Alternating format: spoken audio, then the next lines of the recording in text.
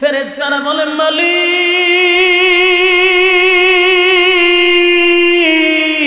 তামাম পৃথিবীর মানুষ যখন ঘুমায়া গেছে গো, বনের পশু পাখিরা ঘুমায়া গেছে, মানুষ স্ত্রী পুত্র লইয়া ঘুমায়া গেছে, কিন্তু এই লোকটা জাহান্নামের ভয়ে ঘুমায় না, জান্নাতের আশায় ঘুমায় না, অতীতের সমস্ত গুনার উপরে লজ্জিত।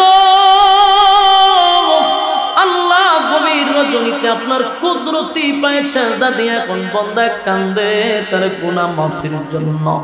আল্লাহ বলে, বান্দা কি আমার কোনদিন জাহান্নামটা চোখ দিয়া দেখছে? না মালিক, জাহান্নাম দেখে না। বান্দা কি জান্নাত দেখছে রে? না মালিক, জান্নাত দেখে নাই, জান্নাত দেখে নাই। জান্নাতও দেখলো না, জাহান্নামও দেখলো না। আমার জাহান্নাম না দেখে বান্দা গুনার উপরে লজ্জিত হইয়া কান্দে। ওয়াদা দিলাম আমার বান্দার চোখের পানি শুকিয়ে যাওয়ার আগে আগে, ওয়াদা দিলাম জিন্দেগির গুনাহ বান্দার মাফ করে দিলাম। একটা জবান বন্ধ রাখবেন না, বলুন আল্লাহু আকবার। আরো জোরে বলুন আল্লাহু আকবার। এই ইমানের আওয়াজ দিয়ে বলুন আল্লাহু আকবার। আমার মালিকের কত মায়া, মালিকের কত মায়া, মালিকের কত মায়া, মালিকের কত মায়া আর মহব্বত। গুনাহ করতে করতে বান্দা একটা পর্যায়ে যখন মালিকের কাছে তওবা করলো আর বলল, আল্লাহ ভবিষ্যতে গুনাহ হবে না, অন্যায় করছি, অপরাধ করছি, নফসের উপরে জুলুম করছি, আমি লজ্জিত, আল্লাহ আপনার কাছে মাফ চাই, মাফ করে দেন। মালিক পায় আমার দয়া মায়া বান্দারে মাফ করে দেয়। কিন্তু যুবক ভাইরা, এই কোন মানুষ যদি শিরিক করে গো, কোন মানুষ যদি বেদাত করে, শিরিক করে, আর কোনদিন জান্নাতের ঘ্রাণ পাবে না। শিরিক যারা করবে তারা জান্নাতের ঘ্রাণ পাবে না, এদের জন্য কোনো ক্ষমার ঘোষণা নাই। তাই আপনাদেরকে বলি, চাইতে যদি হয় তাহলে চাইব কার কাছে? আরো জোরে। আমার আল্লাহ ছাড়া কারো কাছে মাথা নত করব না, আল্লাহ ছাড়া কারো কাছে চাইব না, চাইব না। কারণ দেওয়ার মালিক আল্লাহ। আমার সব কিছু কার জন্য? আমার জীবন মরণ কার জন্য? আমার ইবাদত কার জন্য? নামাজ রোজা কার জন্য? ইন্না সালাতি ওয়া নুসুকি ওয়া মাহইয়ায়া ওয়া মামাতি লিল্লাহি রাব্বিল আলামিন, লিল্লাহি রাব্বিল আলামিন। ইন্না সালাতি ওয়া নুসুকি ওয়া মাহইয়ায়া ওয়া মামাতি লিল্লাহি রাব্বিল আলামিন, লিল্লাহি রাব্বিল আলামিন। আমার নামাজ, আমার রোজা, আমার হজ, আমার যাকাত লিল্লাহি রাব্বিল আলামিন। সবকিছু একমাত্র কার জন্য? আল্লাহর জন্য। তাই আমার সিজদা আল্লাহর জন্য, আমার মাথা নত আল্লাহর জন্য। আমি চাইবো আল্লাহর কাছে, আল্লাহ ছাড়া কোনো মাজারওয়ালার কাছে চাইবো না, কোনো জড়াওয়ালার কাছে চাইবো না, ল্যাংটার কাছে চাইবো না, দরগার কাছে যাব না, মাথা নত করবো না। এরপরও যদি করে বুঝবেন জান্নাতের ঘ্রাণ পাবে না। কথা বলা আছে না নাই? আল্লাহ ছাড়াও মাথা নত করে আছে না? কথা হয় না। শিরিক করো না, ভেদাত করো না, আল্লাহ ছাড়া কারো কাছে মাথা নত করো না। শিরিক করো না, বেদাত করো না, আল্লাহ ছাড়া কারো কাছে মাথা নত করো না, আল্লাহ ছাড়া কারো কাছে মাথা নত করো না। কুল হুয়াল্লাহু আহাদ আল্লাহুস সামাদ লাম ইয়ালিদ ওয়া লাম ইউলাদ ওয়া লাম ইয়াকুল লাহু কুফুয়ান আহাদ। আল্লাহ রাব্বুল আলামিন সূরা নাজিল করে জানায়া দেয়, কুল হুয়াল্লাহু আহাদ। নবী আপনি বলুন, আমি আল্লাহ একক। প্রথম প্রশ্ন তারা করছিল আপনার আল্লাহ কয়জন, আপনার আল্লাহর মোট সংখ্যা কতজন? জবাবে আল্লাহ বলেন কুল হুয়াল্লাহু আহাদ, নবী আপনি বলুন আমি আল্লাহ এক, অদ্বিতীয়, আমার কোনো সাথী নেই, আমার কোনো সঙ্গী নেই, আমার কোনো ইলাহ নাই। তারা আপনাকে প্রশ্ন করে আমি আল্লাহ কতজন, জানায়া দেন লা ইলাহা ইল্লাল্লাহ, লা ইলাহা ইল্লাল্লাহ, লা ইলাহা,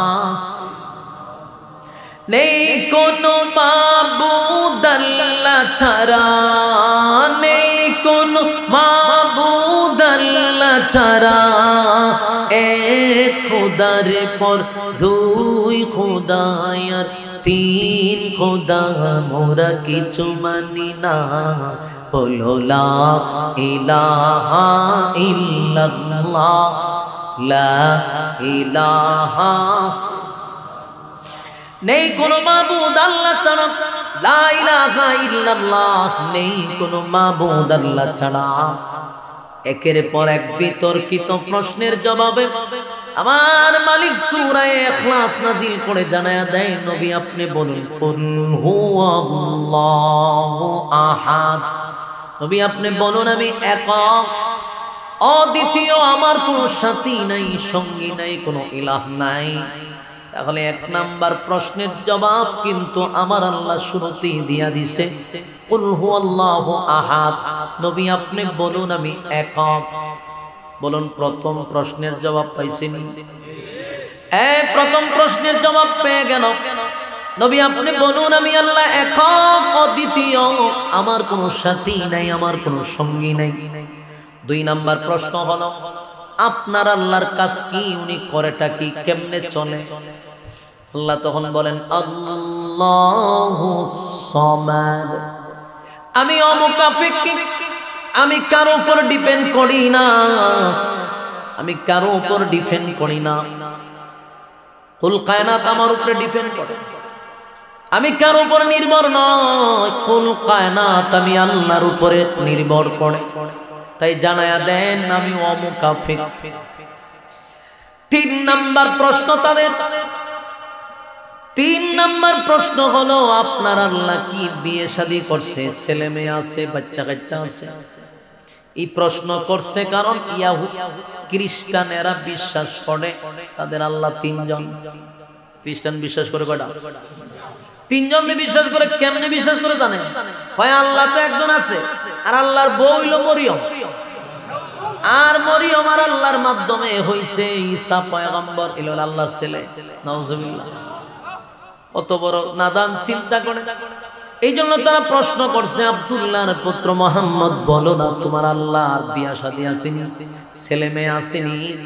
এমন প্রশ্নের জবাবে আমার মালিক তখন উত্তর দেয় লাম ইয়ালিদ ওয়া লাম ইউলাদ, লাম ইয়ালিদ ওয়া লাম ইউলাদ। আল্লাহ তখন সাথে সাথে জবাব দিয়ে বলে পয়গম্বর জানায়া দেন লাম ইয়ালিদ ওয়া লাম ইউলাদ, আমি কারো কাছ থেকে জন্ম নেই নাই, আমি কাউকে জন্ম দেই না। বলুন আল্লাহ কি কারো জন্ম নিছে? কাউরে জন্ম দিছে? লাম ইয়ালিদ ওয়া লাম ইউলাদ, আমি আল্লাহ কারো কাছ থেকে জন্ম নেই নাই, আমি কাউকে জন্ম দেই নাই। আমার যুবক ভাইরা, একে একে সব প্রশ্নের জবাব কিন্তু আমার আল্লাহ দিয়া দিছে। তারা আমার মালিকের সব কিছু জিজ্ঞাসা করতে লাগলো গো।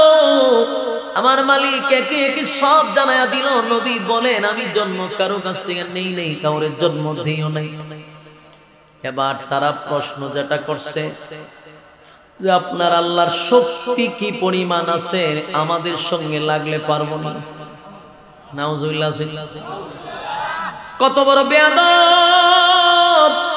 আমার মালিককে উদ্দেশ্য করে বলে তোমার আল্লাহ কি আমাদের সঙ্গে লাগলে পারবো নি? তোমার আল্লাহর শক্তি কি পরিমাণ? আল্লাহ তার জবাব দিছে ওয়ালাম ইয়াকুল লাহু কুফুয়ান আহাদ। আল্লাহ বলে আমার সমকক্ষ কেউ নাই গো, আমার সমকক্ষ কেউ নাই, কেউ নাই, কেউ নাই, আমার সমতুল্য কেউ নাই। তাহলে প্রতিটা প্রশ্নের জবাব কিন্তু আমার মালিক দিয়া দিল রে। প্রথম প্রশ্ন ছিল আল্লাহ কয়জন? আল্লাহ কয় কুল হুয়াল্লাহু আহাদ, নবী আপনি বলুন আমি একক অদ্বিতীয়। তারপর আল্লাহুস সামাদ, আমি অমুকাফিকি, লাম ইয়ালিদ ওয়া লাম ইউলাদ, আমি কারো কাছ থেকে জন্ম নেই নাই, কাউকে জন্ম দেই নাই। ওয়া লাম ইয়াকুল লাহু কুফুয়ান আহাদ, আমার সমকক্ষ কেউ নাই, আমার সমতুল্য কেউ নাই, কেউ নাই, কেউ নাই। একের পর এক তারা প্রশ্ন করতেছে, আমার আল্লাহ জবাব দিতেছে। মোট কথা সূরা ইখলাস হলো আল্লাহর শান মান মর্যাদা সম্পর্কে একটা আলোচনা। আল্লাহর সমস্ত ডিটেইলস সূরা ইখলাসের ভিতরে আল্লাহ দিয়ে দিয়েছে। তারা অনেকগুলো প্রশ্ন করছে, এর বাহিরে আরো অনেক প্রশ্ন করছে। সূরা ইখলাসের বাহিরেও তারা প্রশ্ন করছে রে। তারা বলছে আপনার আল্লাহ যদি সবার চেয়ে শক্তি বেশি হয়, ওনার সমতুল্য যদি কেউ না হয়, তাহলে বলুন আপনার আল্লাহর কি মরণ আছে? আপনার আল্লাহর কি ঘুম আছে, তন্দ্রা আছে? উনি কি ক্লান্ত হয়? ওনার কি বিশ্রামের দরকার নাই? ওনার কি ক্লান্তি আসে না? এমন প্রশ্ন তারা করতে লাগলো। বলুন আপনাদের ধারণা কি আমাদের আল্লাহর ক্লান্তি আছে? আমাদের আল্লাহ কি ঘুমায়? আমার আল্লাহ কি ঘুমায়? মালিক ঘুমায় না, মালিকের ঘুম নাই, মালিকের তন্দ্রা নাই। মালিক জানায়া দেয় আল্লাহু লা ইলাহা ইল্লাহু আল হাইয়ুল কাইয়্যুম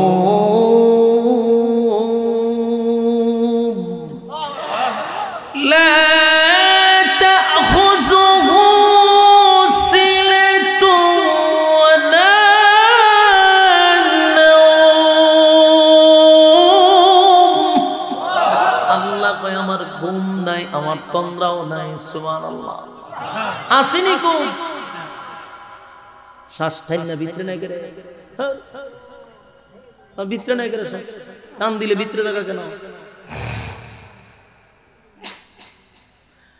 আল্লাহ বলেন লা তাখুযুহু সিনাতুন ওয়ালা নাওম, বলুন আল্লাহর ঘুম আছে, তন্দ্রা আছে, ক্লান্তি আছে? একের পর এক তারা প্রশ্ন করে, আমার মালিক কিন্তু প্রতিটা প্রশ্নের জবাব দিয়া দেয়। আমার ঘুম নাই, তন্দ্রা নাই, লা তাখুযুহু সিনাতুন ওয়ালা নাওম। আল্লাহ বলে আমার ঘুম নাই, আমার ঘুমও নাই, আমার তন্দ্রাও নাই। তাই আল্লাহ স্পষ্ট জানায়া দিছে, বান্দা শুন, আমার ঘুম নাই, তন্দ্রা নাই, ক্লান্তি নাই। আল্লাহ যদি তন্দ্রায় থাকে, ঘুমে থাকে, বলুন আসমান জমিন থাকব, সূর্য চন্দ্র থাকব, সব ধ্বংস হয়ে যাবে, কোনো কিছুই থাকবে না। কারণ গোটা বিশ্বটা মালিকের কুদরতি হাতের মুঠোয়। সেই মালিক যদি ঘুমায়, তাহলে আসমান ভেঙ্গে টুকরা টুকরা হয়ে পড়বে, জমিন থাকবে না। যুবক ভাইরা আমার, রব্বে কারীম কিন্তু তাদের একের পর এক প্রশ্নের জবাব দিয়া দিল। বেঈমানরা প্রশ্ন পাইয়া কয়, ঘটনা বুঝলাম না পয়গম্বর, আমরা যতগুলা প্রশ্ন করলাম সবগুলি প্রশ্নের জবাব উনি একটার পর একটা দিয়া দিল। তাদের প্রথম প্রশ্ন, আল্লাহ কয়জন? স্পষ্ট ঘোষণা, আল্লাহ কয়জন? একক, কোনো সাথী নাই, সঙ্গী নাই, ইলাহ নাই। যুবক ভাইরা, হিন্দুরাও আল্লাহকে আল্লাহ বলে বিশ্বাস করে, তারাও বলে উপর একজন আছে, উপর আল্লাহ একজন আছে। কিন্তু আফসোসের ব্যাপার হলো, আল্লাহকে আল্লাহ বলে ঠিক, কিন্তু সব কিছু দেওয়ার ক্ষমতা আল্লাহর আছে, এটা বিশ্বাস করে না। এটা বিশ্বাস করার না করার কারণে তারা হয় কাফের, বেঈমান, মুশরিক। কথা কোন ঠিক? আরো জোরে। কিন্তু আমি আমার বাংলার জমিনে আরেকটা দল দেখছি, এরাও নাম দেয় মুসলমান, নিজের মুসলমান দাবি করে। মুসলমান দাবি করার পরে আল্লাহকে আল্লাহ বলে বিশ্বাস করে, নবীরে নবী বলে বিশ্বাস করে, সব ঠিক আছে, কোরআন টোরআন সব বিশ্বাস করে রে, আল্লাহর সব কিছু বিশ্বাস করে। কিন্তু আমি দেখলাম এদের মধ্যে যে সমস্যা, হিন্দুদের মধ্যে একই সমস্যা। এরা আল্লাহকে আল্লাহ বিশ্বাস করে ঠিক, কিন্তু সন্তান চাওয়ার জন্য যায় বাবার কাছে, সন্তান চায় মাজারের কাছে। হিন্দুরা যেমন আল্লাহকে আল্লাহ বিশ্বাস করে, কিন্তু চাওয়ার বেলায় কালিমার কাছে, চাওয়ার বেলায় হয় সরস্বতী মার কাছে। আমাদের দেশের কিছু ভণ্ডগুলি আল্লাহকে আল্লাহ বিশ্বাস করে সত্য, কিন্তু সন্তান চায় মাজারের কাছে, সন্তান চায় দরগার কাছে, সন্তান চায় বাবার কাছে। বলুন তাদের মধ্যে আর তাদের মধ্যে বেশ কম কোথায়? কোনো বেশ কম নাই। সাবধান সাবধান, আল্লাহ ছাড়া কারো কাছে মাথা নত করা যাবে না, কথা হয় না। আল্লাহ ছাড়া কোথাও মাথা নত করা যাবে না গো। আল্লাহ কয় সব বরদাস্ত করতে পারি রে, কিন্তু শিরিক আমি আল্লাহ বরদাস্ত করতে পারি না। কোন মানুষ যদি গুনাহ করতে করতে পার পরিমাণ গুনাহ করে গো, মানুষ যদি গুনাহ করতে করতে একটা পর্যায়ে বান্দা হঠাৎ করে থাইমা গেছে যে আল্লাহ এতদিন যা করছি, অন্যায় করছি, অপরাধ করছি, নিজের মাথায় নিজে কোড়াল মারছি, আল্লাহ বুঝতে পারছি আমার নফসের উপরে আমি জুলুম করছি। ওই বান্দাটা যদি একটা সময় অনুতপ্ত হইয়া প্রচন্ড ঠান্ডা পানি দিয়া গভীর রজনীতে ওইটা যদি আল্লাহর কুদরতি পায়ে সেজদা দিয়া কান্না শুরু করে, তামাম জিন্দেগীর গুনার উপরে লজ্জিত হইয়া যদি কান্দে গো, আল্লাহ বলেন বান্দা যখন নজুলে রহমতের সময় কান্না শুরু করবে গুনার উপরে লজ্জিত হইয়া, আল্লাহ তখন জিজ্ঞাসা করে ফেরেশতারা রে এই বান্দা কেন কান্দে, কেন কান্দে? ফেরেশতারা বলেন মালিক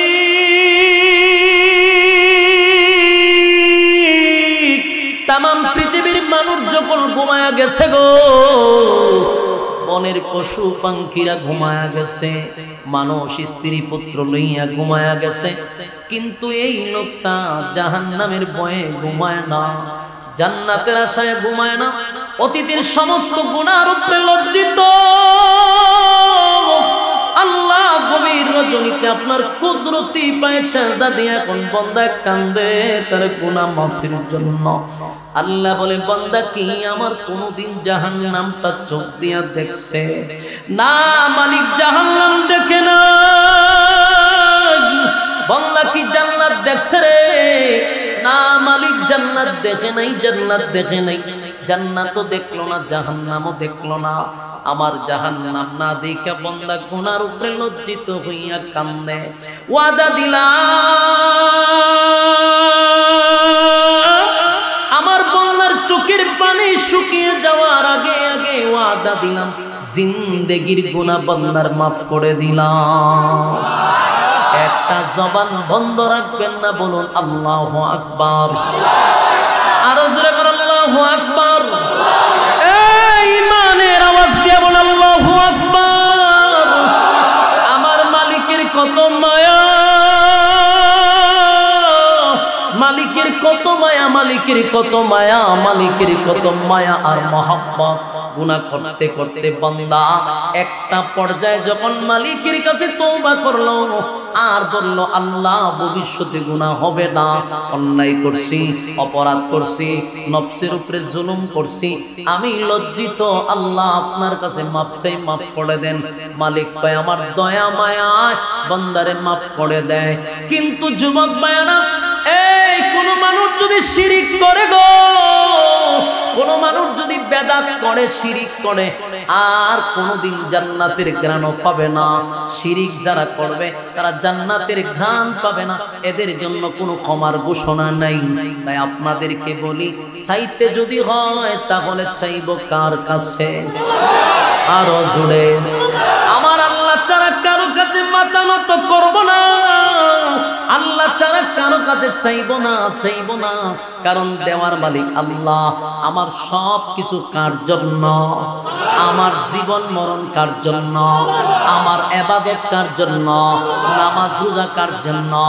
ইন্না সালাতি ওয়া নুসুকি ওয়া মাহইয়ায়া ওয়া মামাতি লিল্লাহি রাব্বিল আলামিন, লিল্লাহি রাব্বিল আলামিন। ইন্না সালাতি ওয়া নুসুকি ওয়া মাহইয়ায়া ওয়া মামাতি লিল্লাহি রাব্বিল আলামিন, লিল্লাহি রাব্বিল আলামিন। আমার নামাজ, আমার রোজা, আমার হজ, আমার যাকাত লিল্লাহি রাব্বিল আলামিন, সবকিছু একমাত্র কার জন্য? আল্লাহর জন্য। তাই আমার সিজদা আল্লাহর জন্য, আমার মাথা নত আল্লাহর জন্য। আমি চাইবো আল্লাহর কাছে, আল্লাহ ছাড়া কোনো মাজারওয়ালার কাছে চাইবো না, কোনো জড়াওয়ালার কাছে চাইবো না, ল্যাংটার কাছে চাইবো না, দরগার কাছে যাব না, মাথা নত করবো না। এরপরও যদি করে বুঝবেন জান্নাতের ঘ্রাণও পাবে না। হ্যাঁ, কথা বল, আছে না নাই? আল্লাহ ছাড়াও মাথা নত করে আছে না? কথা হয় না। শিরিক করো না, ভেদাত করো না, আল্লাহ ছাড়া কারো কাছে মাথা নত করো না। শিরিক করো না, বেদাত করো না, আল্লাহ ছাড়া কারো কাছে মাথা নত করো না, আল্লাহ ছাড়া কারো কাছে মাথা নত করো না। পীরের পূজা, ঘরের পূজা ইসলামেতে নাই, তবু মানুষ আল্লাহ ছাড়া মাথা যেন কথা হয় না। পীরের পূজা, ঘরের পূজা ইসলামেতে নাই, তবু মানুষ আল্লাহ ছাড়া মাথা যেন কোরআন পড়ো, হাদিস শিখো, তার ওদিকে যেও না। শিরিক করো না, ভেদাত করো না, আল্লাহ ছাড়া কারো কাছে মাথা নত করো না, আল্লাহ ছাড়া কারো কাছে মাথা নত করো না। এই তরিকা সেই তরিকা, অভাবে কিছু নাই, রাসূল ছাড়া আর তরিকা, মুক্তির উপায় নাই। ঠিক ঠিক, এই তরিকা সেই তরিকা, অভাবে কিছু নাই, রাসূল ছাড়া আর তরিকা, মুক্তির উপায় নাই। ঠিক ঠিক, কোরআন শিখো, হাদিস পড়ো, তার ওদিকে যেও না। শিরিক করো না, বেদাত করো না, আল্লাহ ছাড়া কারো কাছে মাথা নত করো না, আল্লাহ ছাড়া কারো কাছে মাথা নত করো না। ঠিক আর যুবক বায়ান, একমাত্র যদি সেজদা দিতে হয় মালিক ছাড়া কারো কাছে মাথা নত করব না, কারো কাছে মাথা নত করব না, কারো কাছে চাইব না। চাইব একমাত্র কার জন্য? আল্লাহর কাছে চাইব। কার কাছে? এই দিলের কান্না শুনে, গুনার জন্য তওবা করলে মালিক কিন্তু মাফ করে দেয়, কিন্তু শিরিক করলে আর কোনোদিন মাফ পাবেন না। কথা হয় না? সাউন্ড ডাববে গেল কেন ভাই? সাউন্ড ডাবছি কেন? সাউন্ড বাড়ান, বক্সে মনিটরে বাড়ান।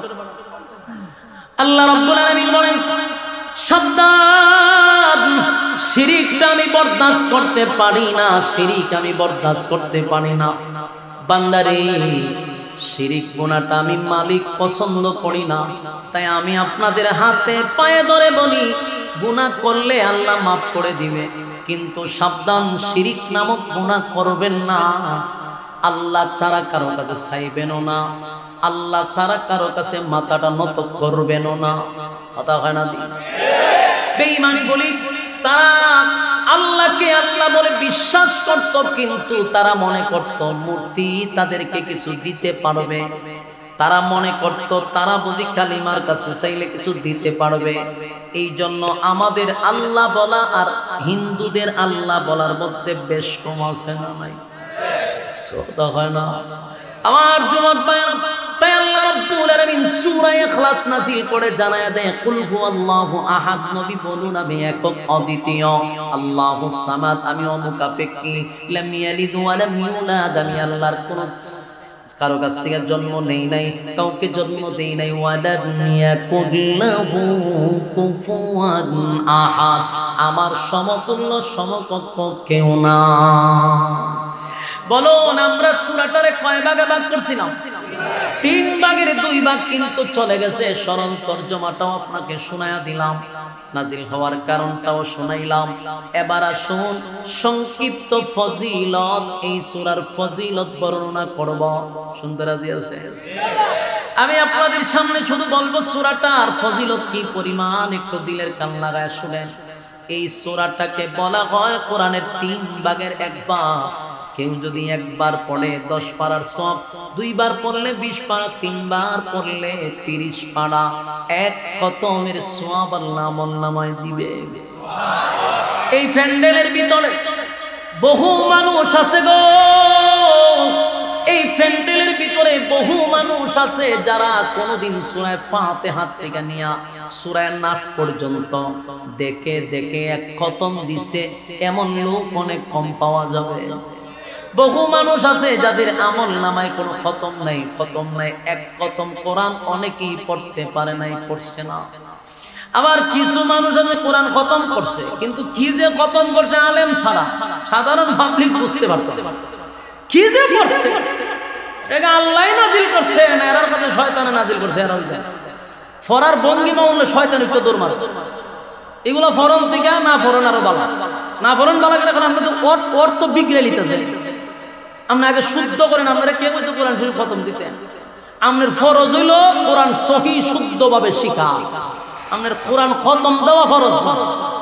কিন্তু আমাদের মা বোনেরা কিছু মুরব্বীরা মসজিদে বসে দেখবেন ফরতাছে, মাবুদ আল্লাহ কি যে ফরে, কি যে ফরার স্টাইলটা শুনবে এরা শুরুটাই ভাবে আউযু বিল্লাহি মিনাশ শাইতানি, মানে এইভাবে কাঁপায়া কাঁপাইতে কই পাইছে পাইছেন কই? এটা কি আল্লাহর কোরআন? অর্থ কই গেছে বিকৃত কইয়া অর্থ মর্ত 12টা বাজে গেছে। সহি তো না, ওই শুদ্ধ তো দূরের কথা, পুরো অর্থটারে চেঞ্জ করে দিয়েছে। আল্লাহর রাস্তে আপনারা ফরজ দরকার না, আপনারা আগে সহি করেন, এটা ফরজ। সহি করে শিখাটা ফরজ, খতম দেওয়া ফরজ না। আগে শিখে কমপক্ষে 4টা সূরা তো শিখা দরকার। নামাজ পড়তে 4টা সূরা লাগে, এই 4টা সূরা যদি সহিভাবে শিখেন, শুদ্ধ করে শিখেন, তাহলে আপনি নামাজ কমপ্লিট হওয়ার জন্য যথেষ্ট। কিন্তু আমাদের পড়া হলে তো শয়তান ডিজে গানের আয়োজন করে, এমন তালের পড়া নাই, অক্ষরের উচ্চারণ মাখরাজ তো বুঝতই না, প্রতিটা শব্দে শব্দে শব্দে ভুল। অথচ নামাজ ভঙ্গের কারণ হলো 19টা। বলুন নামাজ ভাঙ্গে কয়টা কারণ? 1 নাম্বার কারণ কি জানেন? নামাজে অশুদ্ধ পড়া। বলুন 1 নাম্বার কারণটা কি? নামাজে অশুদ্ধ পড়াতে শেষ, আমরা প্রথমেই শেষ নামাজ। আপনি যদি 4টা সূরা শুদ্ধ করে শিখতেন তাহলে আপনার প্রথমেই নামাজ ভাঙবে না, নামাজ প্রথমে ভেঙে গেছে। এজন্য আসুন এই সূরা সহি শুদ্ধভাবে যদি কেউ পড়ে, সহি শুদ্ধভাবে যদি একবার পড়ে 10 পারার সওয়াব কিন্তু ঢুকে যাবে। 3 বার পড়লে 1 খতম সওয়াব। কিয়ামতের কঠিন ময়দানে মানুষের আমলনামা যখন তোলা হবে, তখন দেখা যাবে অনেকের আমলনামায় কোরআনের 1টা খতমও পাওয়া যায় না রে, 1টা খতমও নাই। হায় আফসোস। আল্লাহর নবী বলবেন উম্মতেরা শুন, এই কোরআন তো আমার উপরে নাজিল করছে রে। কত ভাগ্য তোদের ছিল, তোদের নবীর উপরে কোরআন নাজিল হইছে, কিন্তু তোদের আমলনামায় 1টা খতমের কোরআনের সওয়াব নাই। হায় রে দুর্ভাগ্য, হতভাগা, কপাল পোড়া। হাসরের মাঠে 1টা খতম লইয়া উঠতে পারলেন না, এর থেকে বড় কপাল পোড়া বলুন আর কে হতে পারে? এই জন্য সূরা ইখলাস আমাদের জন্য একটা নিয়ামত। সূরা ইখলাস আমাদের জন্য একটা নিয়ামত। নিয়ামত কেন বললাম? এই সূরা যদি একবার পড়ে 10 পারা, 2 বার পড়লে 20 পারা, 3 বার পড়লে 1 খতম। সুবহানাল্লাহ। তাহলে আমার সঙ্গে পড়ুন কুল হুয়াল্লাহু আহাদ আল্লাহুস الصمد لم يلد ولم يولد ولم يكن له কুফুয়ান আহাদ।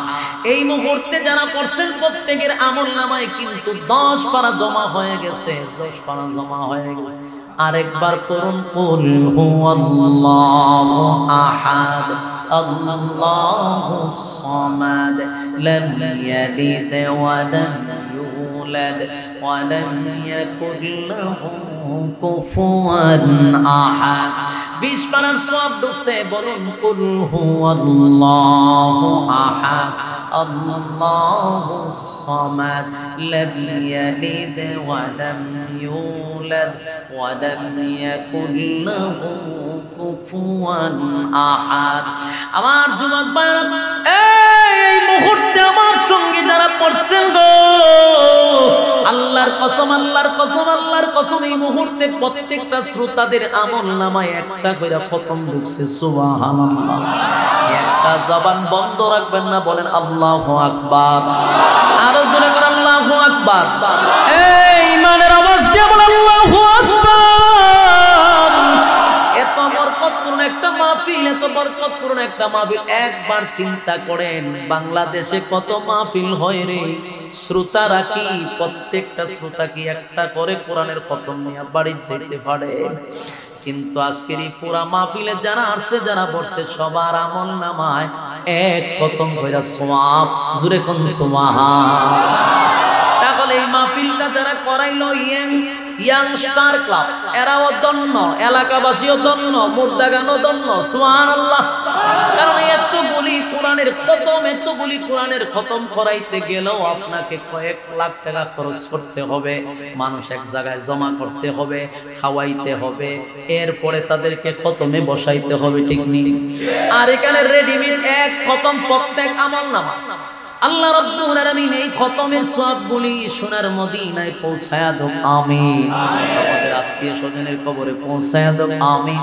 আমার যুবক ভাইরা, প্রতিদিন যদি কেউ একবার প্রতিদিন যদি 3 বার কেউ পড়ে, প্রতিদিন 3 বার, তাহলে এক খতমের সওয়াব। আপনি যদি আর না পড়েন, অন্তত প্রতিদিন এক খতম হবে। 365 দিনে 365টা খতম।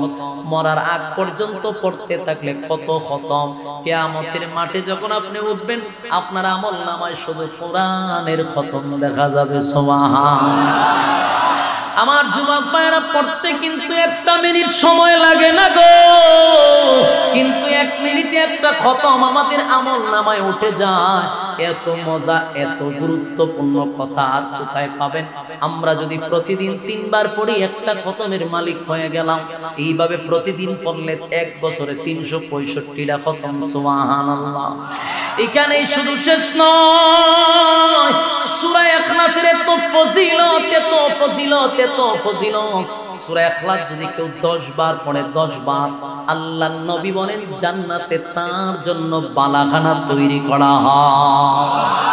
আমার যুবক ভাইরা, এই সূরা ইখলাসের তো পাওয়ার, কেউ যদি পড়তে থাকে, প্রতিদিন পড়ে, খালি উঠতে বসতে পড়তে থাকে, আল্লাহর নবী বলেন তার ইজ্জত আর সম্মান আল্লাহ বাড়ায়া দেয়। তার সমাজে সম্মান বেড়ে যাবে, মহল্লায় সম্মান বেড়ে যাবে, আল্লাহর কাছে মর্যাদা বান্দার বেড়ে যাবে। আমার যুবক ভাইরা, প্রতিদিন যদি অবসর সময় গল্প না বলে, কথা না বলে, আমরা যদি সূরা ইখলাসের আমল করতে থাকি, ইজ্জত সম্মান আল্লাহ বাড়ায়া দিবে। আমার যুবক ভাইরা, এর একটা জ্বলন্ত প্রমাণ হলো হাবিবে কিবরিয়া নবী মুহাম্মদুর রাসূলুল্লাহ সাল্লাল্লাহু আলাইহি ওয়াসাল্লাম যুদ্ধের ময়দানে গেছে, নিজেই সেনাপতির দায়িত্ব পালন করলেন পয়গম্বর। আল্লাহর নবী গেলেন যুদ্ধের ময়দানে যাওয়ার পরে হঠাৎ করে জিবরাইল আলাইহিস সালাতু ওয়াস সালাম পয়গম্বরের সামনে দাঁড়ায়া গেছে। দাঁড়ায়া বলে, হুজুর, আপনার একজন সাহাবী মারা গেছে গো নবী, আপনি নবীকেই জানাজা পড়াইতে হবে। আল্লাহর নবী বলেন, জিবরাইল, আমি তো যুদ্ধের ময়দানে, কে মারা গেল রে, কে মারা গেল, কোথায় মারা গেল? বলে, হুজুর, আপনার সাহাবী মুআবিয়া ইবনে মুআবিয়া দুনিয়া থেকে বিদায় হয়ে গেছে গো পয়গম্বর। আল্লাহর অর্ডার হলো আপনি জানাজা পড়াবেন। পয়গম্বর বলেন আমি কই, আমার সাহাবী মুআবিয়া ইবনে মুআবিয়া কোথায়? দুজনের মধ্যে দূরত্ব হলো 100 কিলোমিটার দূরত্ব। আমি কেমনে রে এত দূর গিয়ে এখন জানাজা পড়াবো? আমি কই মুআবিয়া কই, যাইতেও তো 2 দিন লাগবে। আমার যুবক ভাইরা, জিবরাইল বলেন নবী গো, আল্লাহর পক্ষ থেকে বলা হয়েছে আপনি জানাজা পড়াবেন, তবে আপনি জানাজার প্রস্তুতি নিতে থাকেন, বাকি ব্যবস্থা স্বয়ং আল্লাহ করবে। সুবহানাল্লাহ বাড়ি দিয়া আল্লাহ বলেন আপনি জানাজার প্রস্তুতি নেন। পয়গম্বর আপনি জানাজার প্রস্তুতি নেন, জানাজার প্রস্তুতি নেন। পয়গম্বর জানাজার প্রস্তুতি নিলেন। যুদ্ধের ময়দানে মুআবিয়া ইবনে মুআবিয়া মদিনায়, নবী হলো যুদ্ধের ময়দানে 100 মুআবিয়া ইবনে মুআবিয়ার জানাজার জন্য নবী দাঁড়াবে, কিন্তু মুআবিয়া তো সামনে নাই। নবী আবার দাঁড়াইতে যাবে, হঠাৎ করে পয়গম্বর দেখে নবীর সামনে মুআবিয়া ইবনে মুআবিয়ার লাশ দেখা যায়। একটা জবান বন্ধ রাখবেন, আল্লাহু আকবার। এই পয়গম্বরের মুজিজা, আল্লাহর পয়গম্বর যুদ্ধের ময়দানে বালুর মধ্যে মরুভূমির মধ্যে দাঁড়াইছে জানাজার নামাজ পড়ানোর জন্য। আল্লাহ নবীর নবীওয়ালা চক্ষু দিয়া মুআবিয়ার লাশটা নবীর সামনে ধরে রাখছে। এবার নবীজি জানাজা পড়ানোর জন্য প্রস্তুতি নিল, জানাজা পড়াবে, জানাজা পড়াইতে শুরু করলো। জানাজা শেষ হওয়ার পরেই নবী তাকায়া দেখে চতুর্দিকটা অন্ধকার হয়ে গেছে। আল্লাহ নবী দেখলো একটু আগেই প্রচন্ড রুদ্র, এখন কেন রে অন্ধকার হয়ে গেল? আকাশটা যেন মেঘাচ্ছন্ন হয়ে গেছে। পয়গম্বর বলে জিবরাইল, জানাজার আগেও দেখলাম প্রচন্ড রুদ্র, হঠাৎ করে জমিনটা কেন মেঘাচ্ছন্ন হয়ে গেল? জিবরাইল কয় আল্লাহর পয়গম্বর, আকাশ মেঘাচ্ছন্ন হয় নাই গো নবী, আকাশটা মেঘাচ্ছন্ন হয় নাই, হয় নাই। আপনার মুআবিয়া ইবনে মুআবিয়ার জানাজায় এই পরিমাণ ফেরেশতা আসছে, আসমান থেকে এই পরিমাণ ফেরেশতা জানাজায় হাজির হয়েছে। ফেরেশতাদের কারণে সূর্যের আলো দেখা যায় না। আর জোরে কোন আল্লাহু আকবার, আর জোরে কোন আল্লাহু আকবার। আল্লাহর পয়গম্বর বলেন জিবরাইল,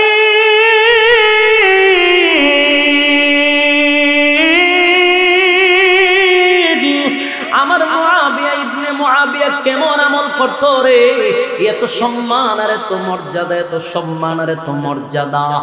চতুর্দিক দিয়া শুধু ফেরেশতার ফেরেশতা। আমার মুআবিয়ারে কি ফেরেশতারা চিনে? ফেরেশতারা বলে, জিবরাইল বলে হুজুর, শুধু আমি কেন, আসমানের সমস্ত ফেরেশতারা মুআবিয়ারে চিনে এবং জানাজায় আসছে। আল্লাহর নবী যুদ্ধের ময়দানে চলে গেলেন, যুদ্ধ শেষ, বাড়িতে গেলেন। বাড়িতে গিয়া সর্বপ্রথম মুআবিয়ার ঘরে গেলেন। মুআবিয়ার যত আত্মীয় স্বজন আছে সবাইকে নবী নিজেই জিজ্ঞাসা করলেন, এই মুআবিয়ার কি এমন আমল ছিল রে? আমি একটু জানতে চাই মুআবিয়ার আমলটা কি ছিল। কেউ কয় হুজুর আমল তো আর কোনো গোপন আমল দেখি নাই। এরপর নবী বলেন, ভালো করে বল আমার মুআবিয়া কি এমন আমল করত? একজন দাঁড়ায় বলে, হুজুর মুআবিয়ার একটা আমল ছিল, উঠতে বসতে খাইতে যেখানে যাইতো অবসর সময় পাইলেই সূরা ইখলাস কুল হুয়াল্লাহ সূরা পড়তে থাকতো। চিৎকার দিয়া তো সুবহানাল্লাহ। এই সূরা ইখলাস পড়তো সব সময় পড়তো, যার কারণে আমার মালিক মুআবিয়া ইবনে মুআবিয়ার সম্মান আর মর্যাদা বাড়ায়া দিছে। এই সুনামগঞ্জের বাইরা বলুন তো দেখি, সেই মালিক আছে না নাই? এখনো সেই সূরা আছে না নাই? আল্লাহ আছে, সূরা আছে। যদি আপনি পড়তে থাকেন, মালিক আপনার সম্মান মর্যাদা বাড়ায়া দিবে। আমি আপনাদের কাছে হাত জোর করে বলি, কারা কারা কমপক্ষে 3 বার পড়বেন? হাত তুলে দেখায়া দেই। লিল্লাহি তাকবীর, লিল্লাহি তাকবীর। হাত তুলে রাখতে পারি, বলেন ইনশাআল্লাহ। কমপক্ষে 3 বার, আর বেশি পারলে 10 বার। পারবো তো ইনশাআল্লাহ। সবাইকে আল্লাহ বুঝার আমল করার তৌফিক দান করুক, সকলেই বলে আমিন। সম্মানিত সুধী, আমি অনেক ক্লান্ত, আবার আপনাদের এখানে আরেকটা প্রোগ্রাম আছে, তো আমি ওখানে প্রোগ্রামে রাখার পরে এরা এই প্রোগ্রামটা যেন জয়েনিং দিছে। কথাই ছিল 8:30 থেকে 9:45 পর্যন্ত বয়ান করতে পারবো। জাস্ট আমি এরপরে ইনশাআল্লাহ 9টার পর